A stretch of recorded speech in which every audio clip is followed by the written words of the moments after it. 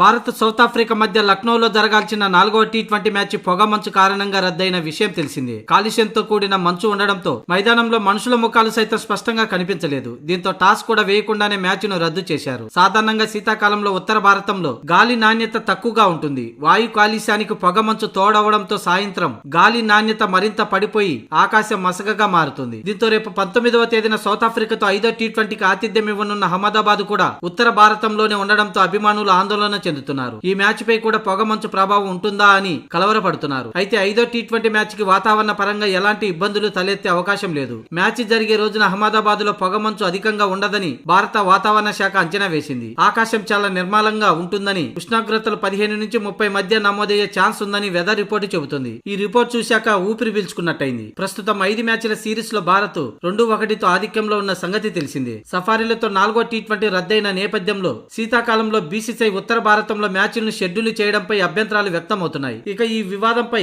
ఇకపై మ్యాచ్లు జరిగే వేదికల ఎంపిక విషయంలో మరిన్ని జాగ్రత్తలు తీసుకుంటామని BCCI vice president Rajiv Shukla పేర్కొన్నారు.